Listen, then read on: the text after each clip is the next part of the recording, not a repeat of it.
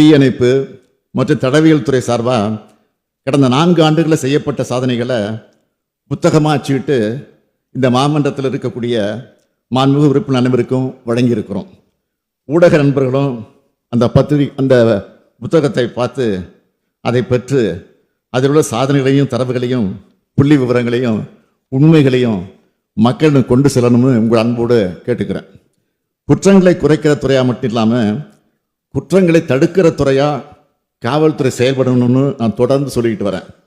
இந்த நிலை உருவாகணும்னா காவல்துறை சிறப்பாக செயல்பட்டால் மட்டும் பொத்தாது, ஒட்டுமொத்த சமூகமும் சில பொறுப்புகளை உணர்ந்து செயல்படணும்.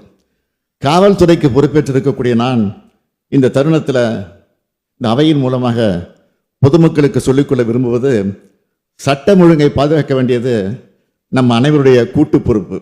எனவே நீங்கள் அனைவரும் சட்டத்தை மதித்து நடக்கணும். சின்ன சின்ன அலட்சியங்களை கூட தவிர்த்து சுய ஒழுக்கத்தோடு எல்லோரும் இருக்கணும்.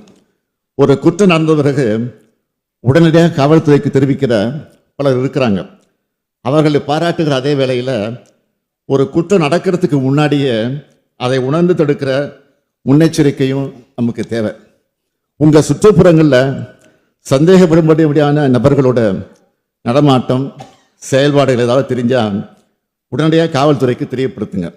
அது மட்டும் இல்லை, ஓய்வில்லாமல் விழிப்புணர்வோடும் கண்காணிப்படவும் களத்தில் இருக்கிற காவல்துறையினர்கிட்ட கனிவாக நடந்துக்குங்க. அதே போல் காவல்துறையினரும் பொதுமக்கள்கிட்ட கனிவாக நடந்துக்கணும். காவல்துறைக்கிட்ட அதிகாரம் இருக்கிறது, சட்டம் ஒழுங்கை நிலைநாட்டவும் குற்றங்களை தடுக்கவும் தான் என்பதை அத்துமீறல் சில காவலர்கள் உணரணும். அத்துமீறக்கூடிய அந்த காவலர்கள் சில உணரணும். காவல் உயர் அதிகாரிகள் இதை உறுதி செய்யணும். காவலர்கள் தன்னுடைய பணிச்சுமையும் தனிப்பட்ட வெறுப்புகளையும் பொதுமக்கள்கிட்ட காட்டிடக்கூடாது. காவல்துறையும் பொதுமக்கள் நண்பர்கள் என்பதை இரு தரப்பும் உணர்ந்து செயல்படணும்னு கேட்டுக்கிறேன். செயல்படுவீங்கன்னு நம்புகிறேன். பொதுமக்களுக்கும் காவல்துறையினருக்கு இடையில் உள்ள இந்த நல்லுறவை மேலும் வலுப்படுத்திட என் நெஞ்சில் நீண்ட நாட்களாக இருந்து வரும் உணர்வை செயல்வடையும் கொடுக்க நான் விரும்புகிறேன்.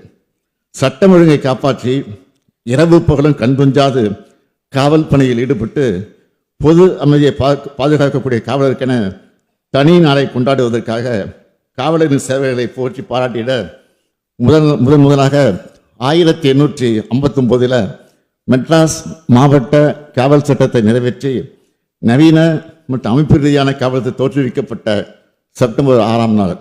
இனி ஆண்டுதோறும் காவலர் நாள் அது செப்டம்பர் 6ஆம் நாள் கொண்டாடப்படும்.